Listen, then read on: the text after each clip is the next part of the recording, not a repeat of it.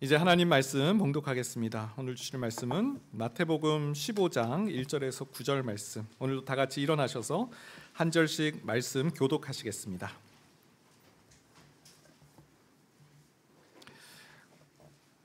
한 절씩 교독합니다. 그때 바리새인과 서기관들이 예루살렘으로부터 예수께 나와 이르되 당신의 제자들이 어찌하여 장로들의 전통을 범하나이까?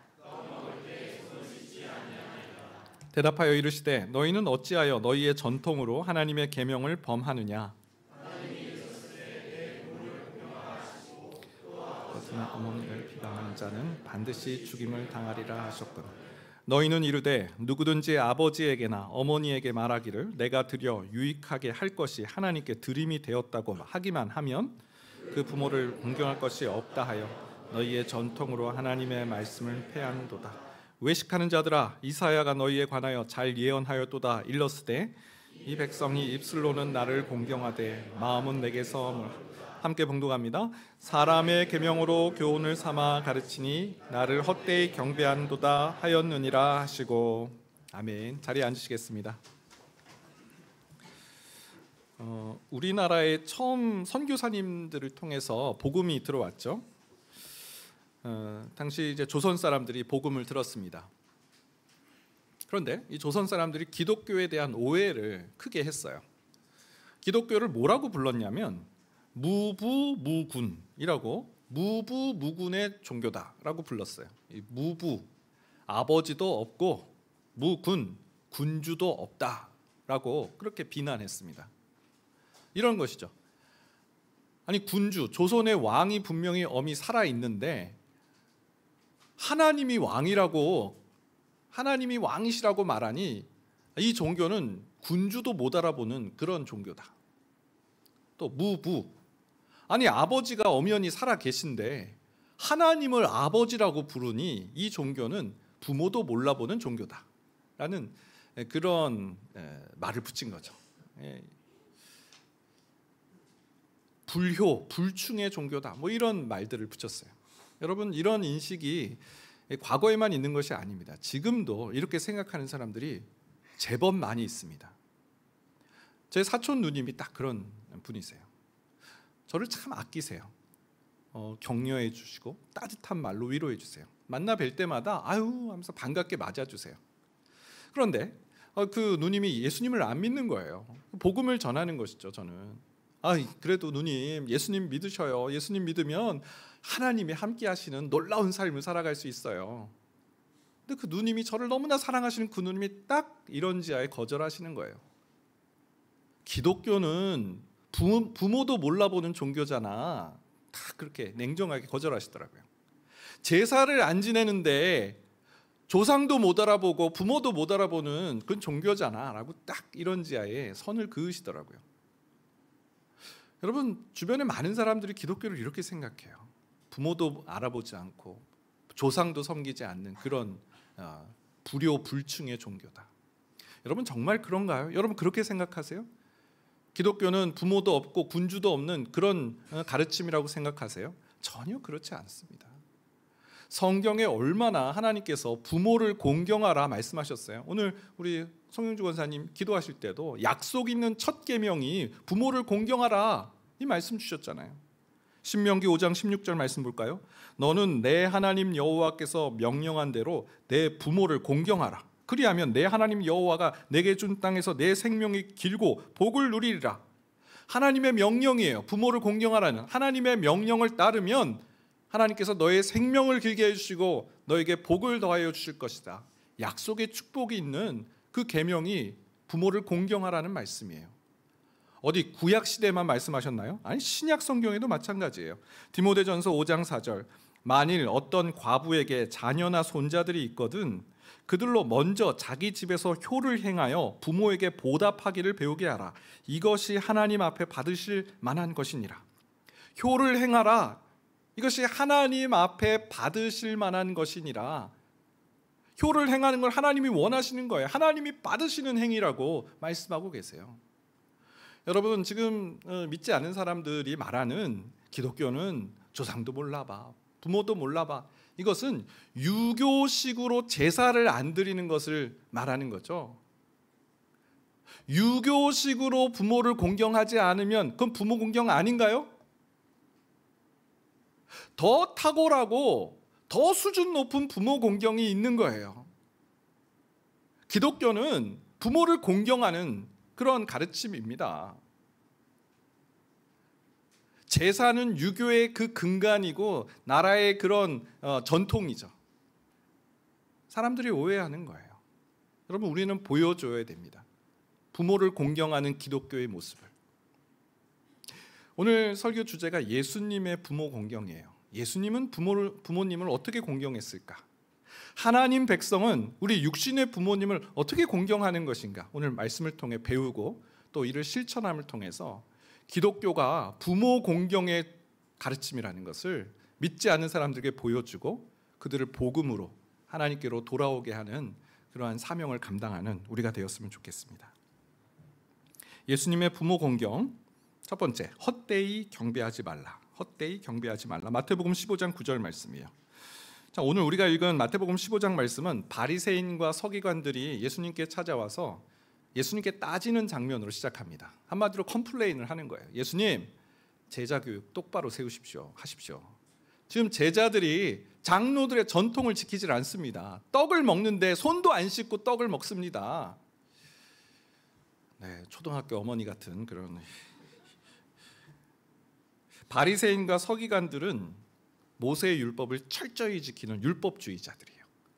뭔가 규정이 있는 거죠. 레위기 22장 말씀을 보겠습니다. 레위기 22장 5절 6절에 보니까 무릇 사람을 부정하게 하는 벌레에 접촉된 모든 사람과 무슨 부정이든지 사람을 더럽힐 만한 것에 접촉된 자 곧 이런 것에 접촉된 자는 저녁까지 부정하니 그의 몸을 물로 씻지 아니하면 그 성물을 먹지 못할지며. 유대인의 정결 규정이에요. 유대인들은 자신을 철저하게 정결하게 하는 일을 애썼죠. 벌레에 접촉한 사람, 또 부정한 것에 몸이 닿은 사람, 부정한 짐승이라든지 부정한 음식이라든지 이거 접촉한 사람은 부정한 사람이라고 생각했어요. 몸에서 피가 나는 것도 부정하다라고 생각했어요. 이런 사람들은 몸에 씻은 다음에 하나님 주신 그 성물이라는 건 제사 때 바친 그 제물을 말하는데 그걸 먹을 수 있다라는 레위기 22장 규정이 있어요. 그런데 이 유대인들은 이 모세의 율법 정도로 만족을 안 해요. 더 높은 기준, 더 훨씬 세부 규정을 만들어 놓은 거예요. 레위기에서는 부정한 그 벌레에 접촉한 사람이 성물을 먹을 때 몸을 씻으라고 했는데 장로들의 전통이 어떤지 한번 보세요. 마가복음 7장 3절 4절이에요. 바리새인들과 모든 유대인들은 장로들의 전통을 지키어 손을 잘 씻지 않고서는 음식을 먹지 아니하며 또 시장에서 돌아와서도 물을 뿌리지 않고서는 먹지 아니하며 그 외에도 여러 가지를 지키어 오는 것이 있으니 잔과 주발과 녹그릇을 씻음이러라. 여러분, 지금 바리새인과 이 유대인들이 장로들의 전통을 지키는데 모든 음식에 손을 씻고 먹는 걸로 지켜나가는 거예요. 레위기에서는 성물을 먹을 때 몸을 씻으라고 했잖아요. 근데 장로들의 전통은 모든 음식을 먹을 때, 그리고 자기 몸만 씻는 것이 아니에요. 잔과 주발과 녹그릇까지 씻는, 그 음식을 담는 그릇까지도 씻어야 된다라고 말하는 거예요.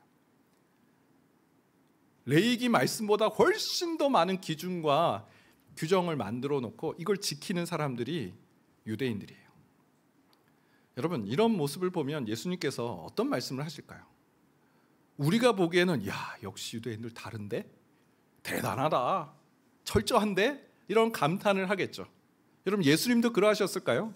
아닙니다. 정반대예요. 마태복음 15장 9절 말씀. 사람의 계명으로 교훈을 삼아 가르치니 나를 헛되이 경배하는도다 하였느니라 하시고, 충격적인 말씀을 하세요. 그거 사람의 계명을 지키는 것이고 헛되이 하나님을 경배하는 것이다 라는 말씀을 하세요. 헛된 경배다. 사람의 계명이지 하나님 계명 아니다라고 말씀하세요. 이 장로들의 전통이 가지고 있는 맹점이 있어요. 이 맹점이 뭐냐면 자신들의 규정을 확 늘려 나가면서 정작 하나님의 법을 폐하는 거예요. 그게 바로 이 고르반 제도라는 그 예입니다. 예수님께서 이 장로들의 전통이 헛된 경배라는 것을 알려주시는 대목이 바로 오늘 말씀인데요. 마태복음 15장 4절에서 6절이에요. 하나님이 이르셨으되 내 부모를 공경하라 하시고 또 아버지나 어머니를 비방하는 자는 반드시 죽임을 당하리라 하셨거늘 너희는 이르되 누구든지 아버지에게나 어머니에게나 말하기를 내가 드려 유익하게 할 것이 하나님께 드림이 되었다고 하기만 하면 그 부모를 공경할 것이 없다 하여 너희의 전통으로 하나님의 말씀을 폐하는도다. 하나님의 말씀은 내 부모를 공경하라, 부모를 비방하는 자는 반드시 죽임을 당할 것이다. 하나님의 엄한 이 말씀이죠. 이것이 하나님의 말씀인데 너희는 이르되 아버지나 어머니께 이런 말을 한다는 거죠. 내가 하나님께 드린 그 일이 있다. 내가 뭐 하나님께 이것들을 바쳤다. 그러면 아버님 어머니께는 그걸 드리지 않아도 된다. 무슨 말이에요? 내가 하나님 앞에 예물을 드리면 부모를 하지 않아도 된다라고 지금 말하고 있는 거예요. 부모를 공경할 것이 없다 말하는 거예요. 무슨 말씀이에요? 너희의 전통으로 하나님 말씀을 폐하는도다. 유대인들의 사고는 독특한 이상한 사고를 하고 있어요. 내가 위대하신 하나님을 섬기기 때문에 육신의 부모를 섬기는 일은 좀 소홀히 해도 돼. 내가 섬기지 않아도 돼라는 생각들을 하고 그 전통으로 하나님의 법을 폐하는 일이 일어나고 있다는 것이죠. 여러분, 저는 이 말씀 묵상하는데요, 마음이 많이 찔렸습니다. 이 바리새인과 사두개인의 모습이 낯설지가 않은 거예요. 저는 목회를 하고 있죠. 교회를 섬기는 일을 합니다. 많은 성도님들을 만나고 신방하고 또 가르치는 일을 하고 있어요. 저희 가족도 다 알고 있고 저희 부모님도 그것을 알고 계세요. 근데 제 어느 순간부터 가족들이 이해하겠지? 부모님도 아시니까 전화를 잘 드리지 못하고 부모님을 공경하는 일들이 그 책임을 소홀히 하는 제 자신을 정당화하고 있는 저를 보게 되는 거예요. 다 이해하실 거야. 내가 피곤한 거 아시니까. 내가 자주 인사도 못 드리고 방문하지 못해도 인사드리지 못해도 다 아실 거예요. 오늘 저는 이 말씀 보면서 깜짝 놀랐어요. 하나님을 섬긴다고 말하면서 부모를 공경하지 않으면 사람의 계명으로 하나님의 법을 폐하는 것이다. 왜 이런 생각을 하게 됐을까? 성경에도 없는 하나님의 일을 하면 부모 공경을 소홀히 해도 된다라는 규정도 없는데 왜 이런 생각을 하게 됐을까? 곰곰이 생각해 보니까 예전에 이런 간증을 많이 들었던 것 같아요. 왜? 여러분 이런 간증 못 들어보셨나요? 어떤 강사가 나와서 여러분 하나님을 위해 모든 것을 헌신하십시오. 그러면 하나님께서 가정을 책임져 주십니다. 자녀를 키워주십니다. 부모를 지켜주십니다. 하나님께 모든 걸 다 바치면 하나님께서 자녀도 키워주시고 알아서 다 잘 자랍니다. 걱정하지 마시고 하나님께 모든 걸 헌신하십시오. 저만 들었나 봅니다. 네.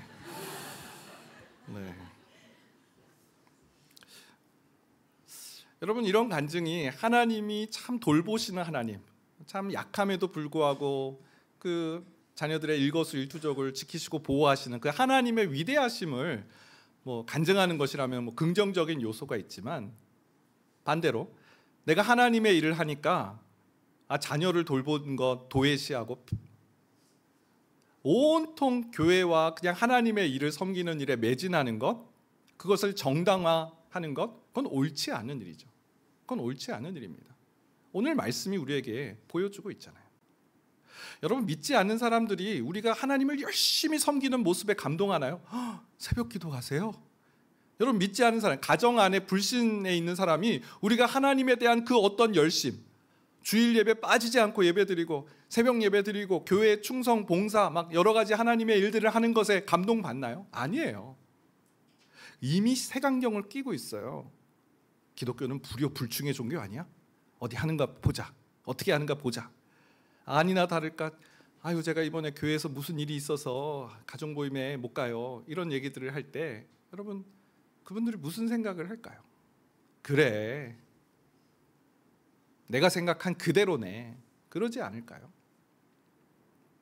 여러분 우리가 하나님의 일을 섬긴다고 해서 가정을 그 책임을 덜해도 된다라는 그 거짓말에 속지 마시기 바랍니다. 하나님께서 우리를 자녀로서 불러주셨어요. 이건 하나님의 부르심이에요. 부모를 공경하는 부르심이 우리의 부르심이에요. 또 이 자리에 또 부모님이 많이 계시죠? 자녀들을 하나님께서 알아서 키워주시겠지? 아니요. 성경은 부지런히 자녀들에게 말씀을 가르치라고 우리에게 명하셨어요. 우리에게 책무가 있는 거예요.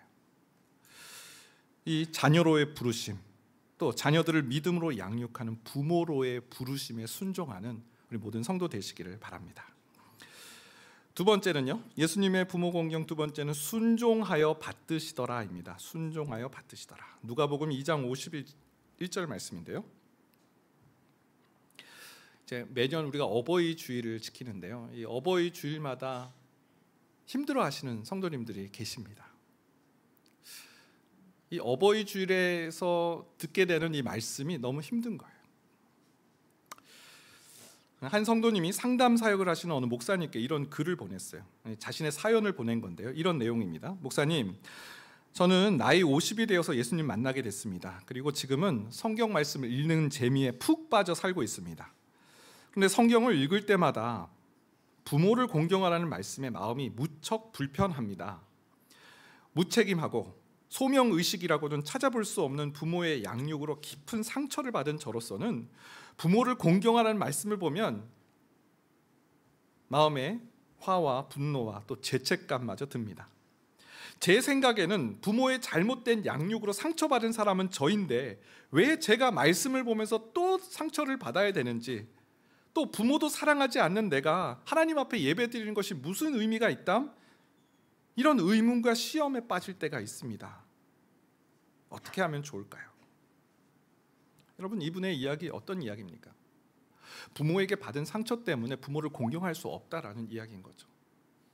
여러분, 이 자리에도 많은 분들이 이 부모의 미숙함으로 인해서 자녀를 자신의 소유물처럼 여기고 함부로 인격적으로 대우하고 함부로 인격적인 그런 상처를 주는 일들이 참 많이 있잖아요.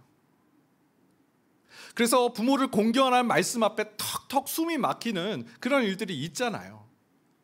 이 자리에도 많이 계시잖아요. 저는요, 이 사연을 보면서 이런 생각이 들었어요. 여러분, 만일 자녀가 부모를 공경하라는 이 말씀을 지키지 못하는 이유가 만일 부모 때문이라면, 부모가 준 상처 때문이라면 하나님께서 그 책임을 누구에게 물으실까요? 자녀에게 물으실까요? 넌 그래도 하나님 말씀 지켜야 돼. 내가 명했잖아. 하나님께서 그렇게 하실까요? 저는 자녀가 부모를 공경하라는 그 명령을 지키지 못하는 이유가 부모에게 받은 상처라면 하나님께서 그 책임을 부모에게 물으실 것 같다는 생각을 갖게 됩니다. 여러분, 다윗 잘 아시죠? 다윗이 청년 시절에 이 사울의 시기와 질투로 쫓기는 도망자 신세로 살았습니다. 엔게디 광야에서 있었던 일이에요. 한 동굴에 숨어 있는데 사울이 용변을 보러 그 동굴에 홀로 들어온 거예요. 다윗의 부하들이 난리가 났습니다. 다윗, 지금이 때입니다. 저 사울 죽이고 이제 우리 도망자 신세 청산합시다. 막 부추겼어요. 다윗은 그걸 거절했습니다. 그리고 조용히 사울에게 찾아가서 사울의 겉옷자락만 살짝 베어냈어요. 그런데 사울의 그 겉옷자락을 벤 것에 대해서 다윗의 마음이 찔림을 받아요. 사무엘상 24장 4절 말씀인데요, 그리한 후에 사울의 옷자락 뱀으로 말미암아 다윗의 마음에 찔려. 어떤 마음일까요? 어떻게 하나님께 기름 부음 받은 자의 옷자락을 내가 벨 수 있는가? 왕에게, 기름 부은 자에게 칼을 겨눈 거잖아요. 칼을 겨누고 옷자락을 잘라낸 거잖아요. 그 사실에 죄책감을 느낀 거예요. 내가 왕에게 하지 못할 일을 했구나. 놀라운 것은요, 하나님께서 다윗이 한 이 행동에 대해서 책임을 묻지 않으셨다라는 거예요. 너 내가 기름 부은 자에게 어찌 칼을 겨누고 옷자락을 벨 수 있느냐? 하나님께서 다윗에게 한 그 다윗이 한 행동에 대해서 책임을 묻지 않으셨다니까요. 다윗이 왜 그랬는지를 아시니까요. 다윗이 왜 사울의 겉옷자락을 잘라냈는지 그 이유를 아시니까요. 여러분, 하나님께서 우리에게 그 부모 공경이라는 이 말씀 앞에 지키지 못하고 주저하고 죄책감에 힘들리는 우리에게 하나님께서 그 마음 갖지 않으실까요? 그래, 내가 너의 상처를 안다. 나도 그 일 때문에 마음이 너무 아팠다. 하나님께서 우리의 그 상처를 아실 거예요. 우리의 순종하지 못하는 그 마음 하나님께서 아실 거예요.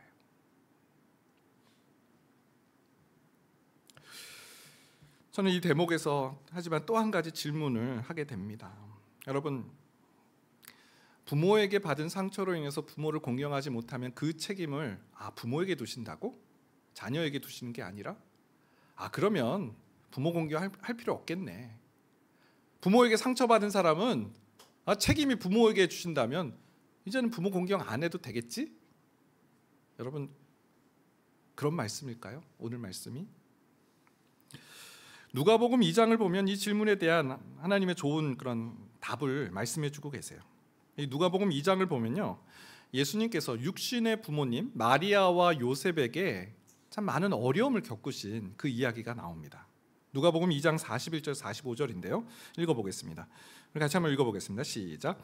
그의 부모가 해마다 유월절이 되면 예루살렘으로 가더니 예수께서 12살 되었을 때 그들이 이 절기의 관례를 따라 올라갔다가 그 날들을 마치고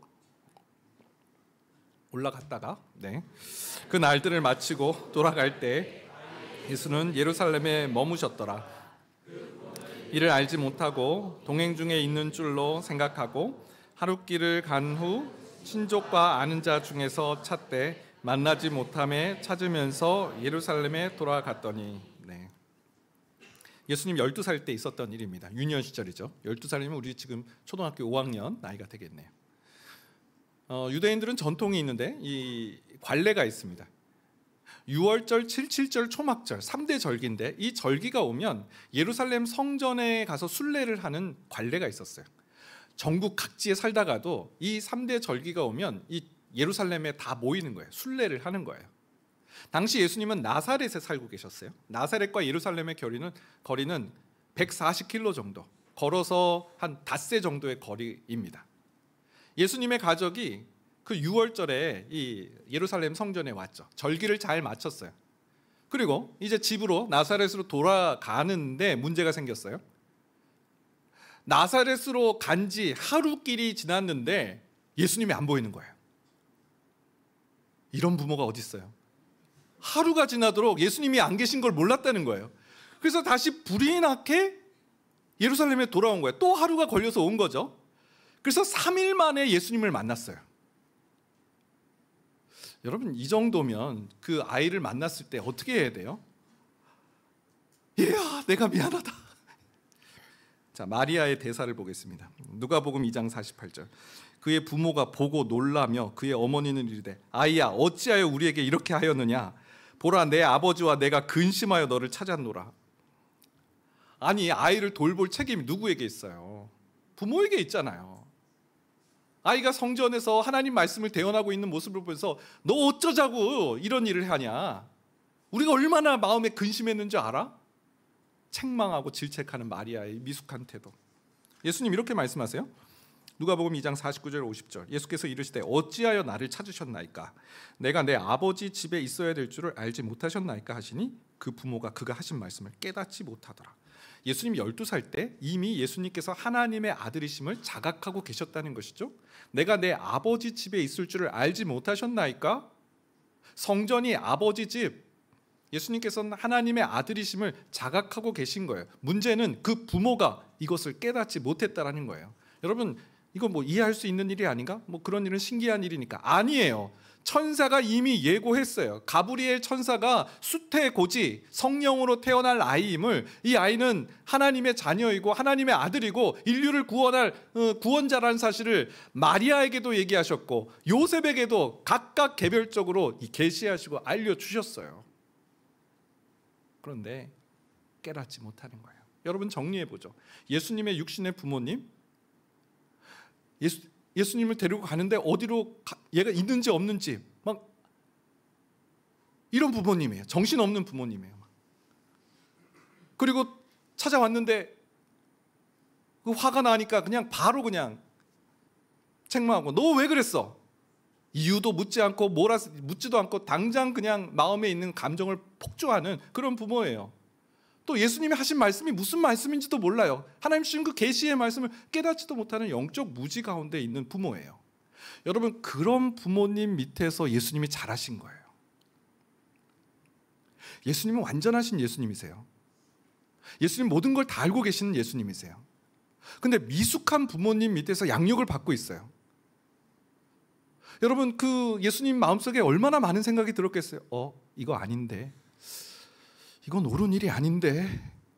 예수님 부모님을 가르치고 싶은 충동, 이 부모가 정말 잘못된 길을 갔을 때 돌이키게 하고 싶은 그런 충동. 피조물이잖아요. 예수님은 조물주시고요.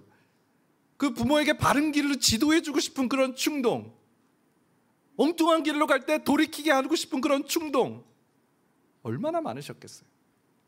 근데 예수님 어떻게 하셨을까요? 누가복음 2장 51절, 예수께서 함께 내려가사 나사렛에 이르러 순종하여 받드시더라.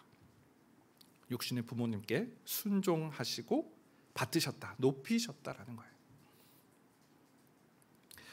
여러분, 오늘 이 어버이 주일에 부모를 공경하고 싶어도 이 받은 상처로 인해 한 걸음도 내딛기 어려운 그런 우리의 마음, 그것 때문에 또 죄책감과 좌절감에 또 하나님께 어떻게 예배를 드려야 될지 참 마음이 아픈 그런 성도님도 계실 줄 압니다. 다윗이 사울의 옷자락을 베었을 때 하나님께서 다윗에게 책임을 묻지 않으셨다는 이 말씀이 위로와 격려가 되었으면 좋겠습니다. 그러나 부모의 공경의 의무를 우리가 포기해서는 안 되는 줄 압니다. 왜요? 우리 부모님도요, 미숙한 조부모님의 상처로 인해 그 상처를 우리에게 준 거니까요. 미숙한 조부모님에게 큰 상처를 받았기에 그것을 우리에게 전해준 것이죠. 여러분, 상처는요 이어집니다. 상처는 전수돼요. 그렇다면 누군가 이걸 끊어내야 되잖아요. 우리 자녀에게 그것을 뭐 좋은 거라고 그걸 우리가 상처를 똑같이 물려 주어야 되겠습니까? 여러분, 다윗은 참 그걸 잘했어요. 다윗도 상처 참 많이 받았어요.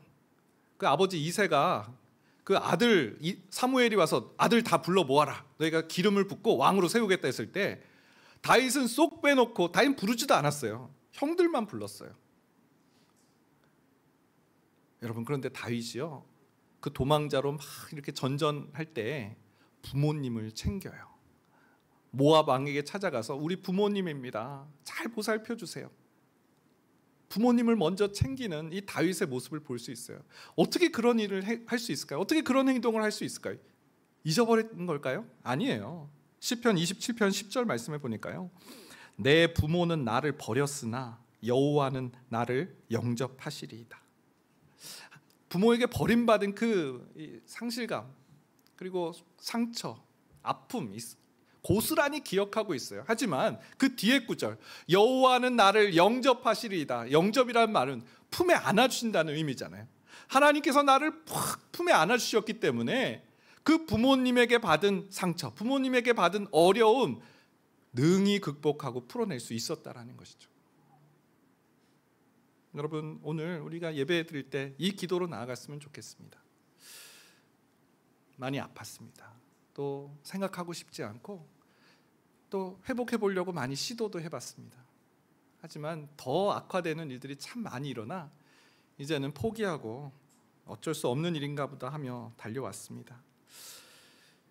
그러나 주님, 예수님께서 그 길을 걸어가셨다면, 그 미숙하고 그 감정적인 그 부모님 밑에서 예수님이 순종하셨다면 우리 자녀를 위해서라도 그 길을 걸어가겠습니다.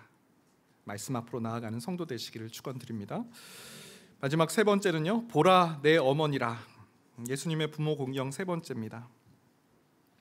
요한복음 19장 말씀을 보면요, 예수님께서 마지막 십자가에서 하신 말씀, 그걸 우리 가상 7언이라고 합니다. 예수님께서 십자가에서 하신 마지막 7마디의 말씀 중에 이 말씀이 있어요. 19장 26절 27절인데요.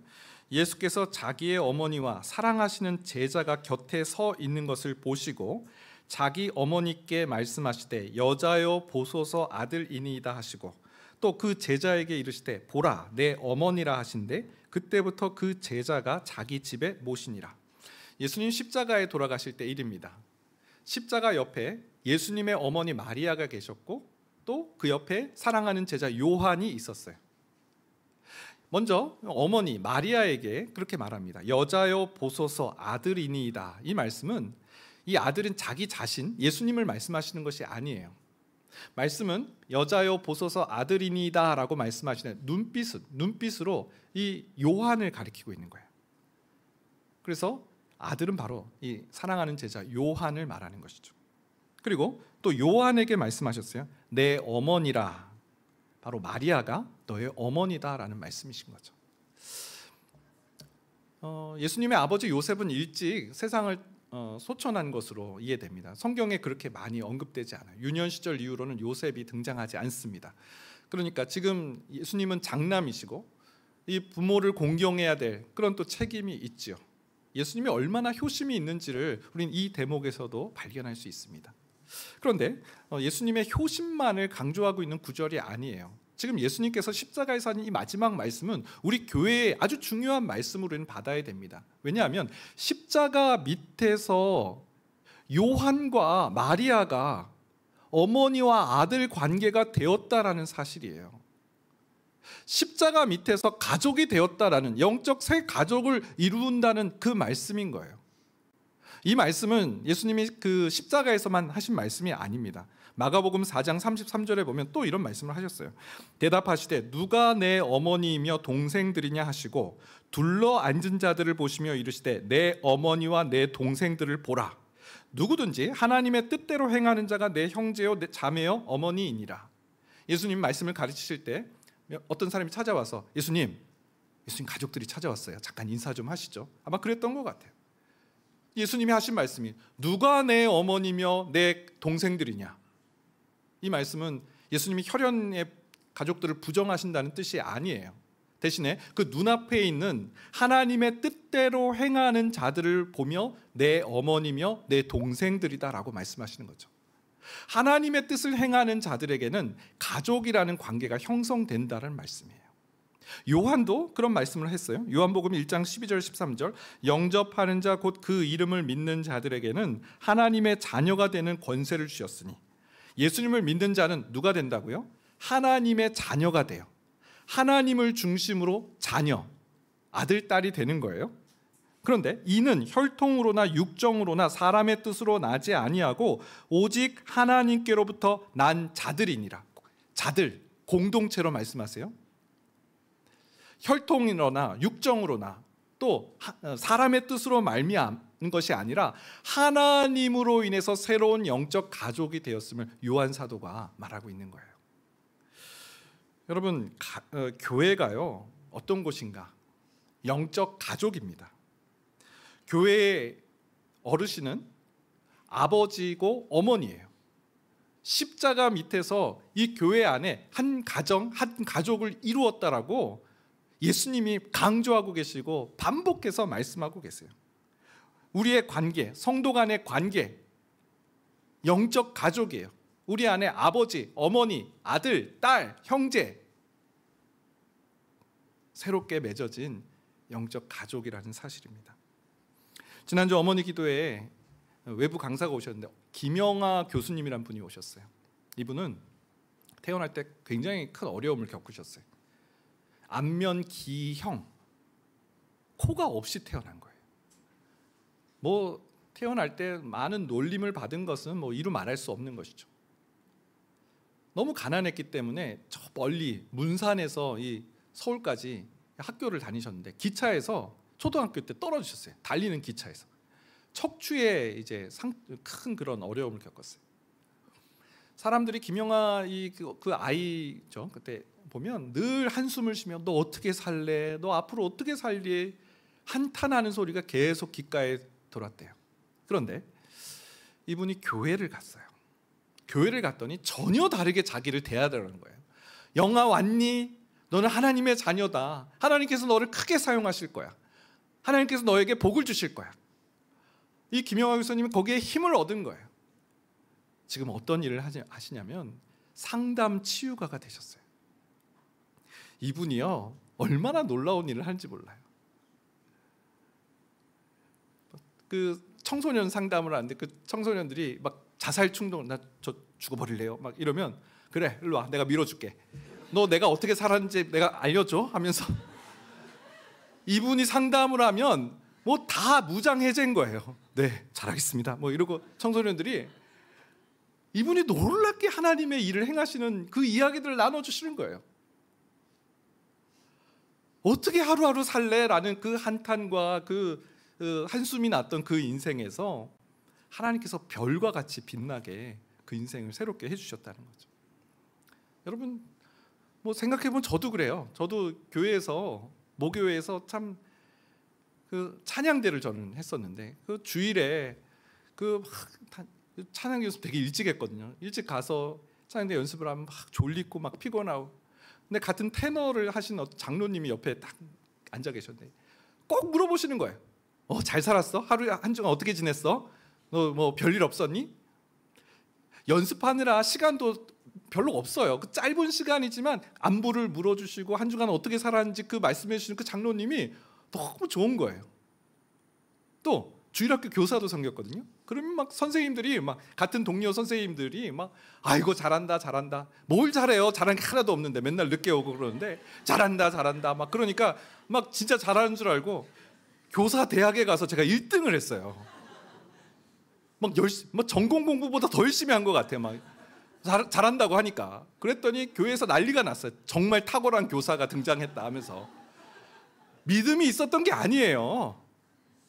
그 교회 안에서 잘한다 잘한다, 아이고 어떻게 지냈어, 이런 한마디 해주시는 장로님과 권사님들, 그런 격려와 사랑으로 신앙이 자란 거예요. 영적 가족. 왜 영적 가족이냐고요? 이 안에 거하면 성장하고 자라게 되니까요. 여러분, 하나님께서 십자가를 통해 동탄드림교회 모든 성도를 영적 가족으로 묶어주신 줄 믿습니다. 주님 안에서 아버지, 어머니, 자녀, 형제됨을 누리고 성장하며 자라가는 모든 성도님 되시기를 축원드립니다. 주님 말씀하시면 우리 이 찬양으로 함께 찬양하겠습니다. 여러분, 오늘 말씀은 듣기는 들어도 참 지키기 참 어려운 말씀이라 생각합니다. 내 부모를 공경하라. 하나님, 다시 한번 시작해 보겠습니다. 주님 말씀하셨기 때문에 우리 그 마음 담아서 함께 하나님을 찬양하도록 하겠습니다. 주님 말씀하시면, 주님 말씀하시면 내가 나가리다. 주님 뜻이 아니면 내가 멈춰서리다. 나의 가고 서는 건 주님 뜻에 있으니, 오 주님 나를 이끄소서. 주님 말씀하시면, 주님 말씀하시면 내가 나가리다. 주님 뜻이 아니면 내가 멈춰서리다. 나의 가고 서는 건 주님 뜻에 있으니, 오 주님 나를 이끄소서. 뜻하신 그곳에, 뜻하신 그곳에 나 있기 원합니다. 이끄시는 대로 순종하며 살리니, 연약한 내 영혼 통하여 일하소서. 주님 나라와 그 뜻을 위하여. 뜻하신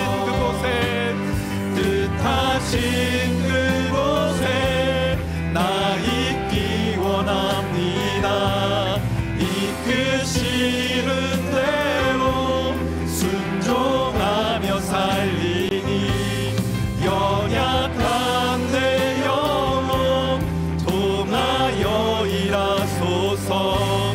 주님 나라와 그 뜻을 위하여 오 주님 나를 이끄소서.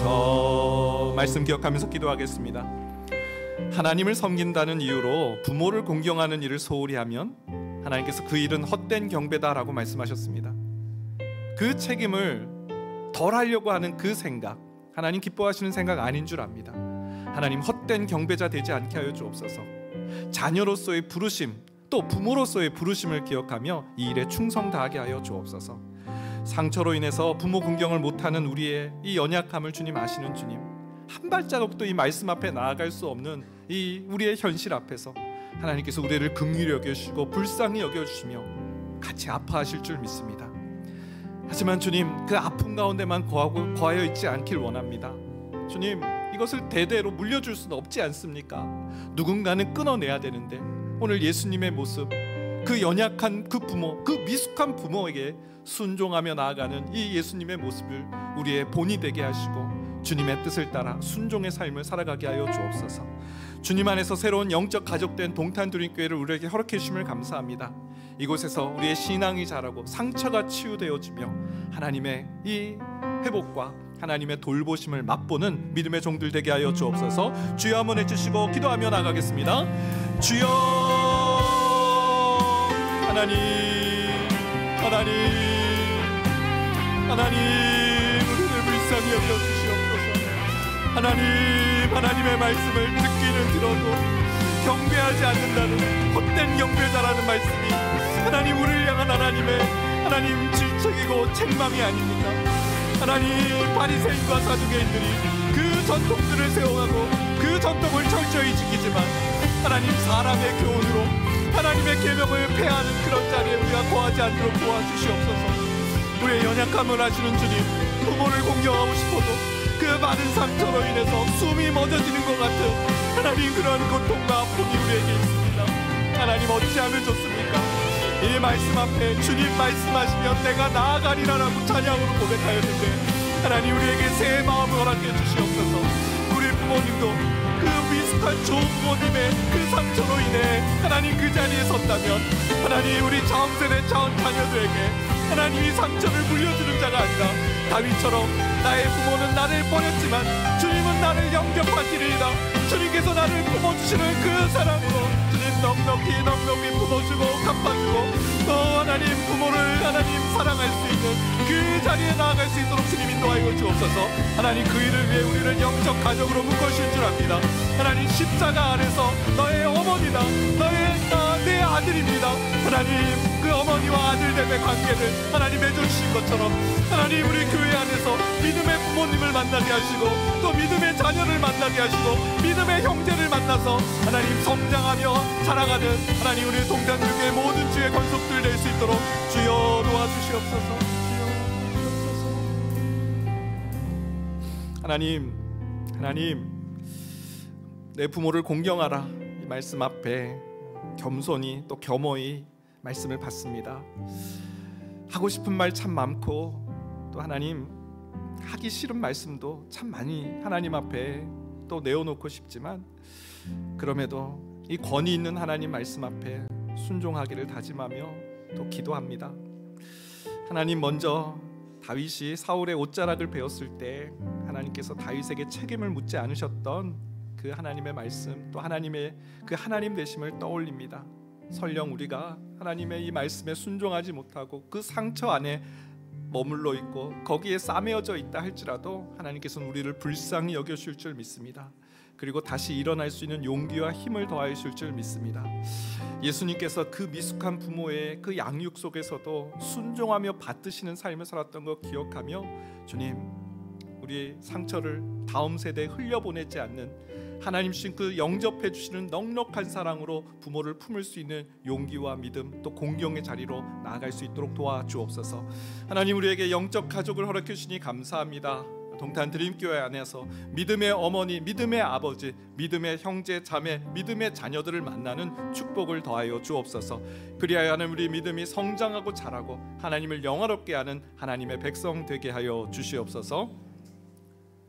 지금은 우리 주 예수 그리스도의 은혜와 하나님의 그 크신 사랑하심과 성령님의 인도 교통 위로하시는 놀라우시는 종이 내 부모를 공경하라 이 말씀에 순복하며 나아가기로 마음에 다짐하는 여기 모인 모든 주님의 권속들 머리 위에 이제로부터 영원까지 함께 하시길 축원하옵나이다. 아멘.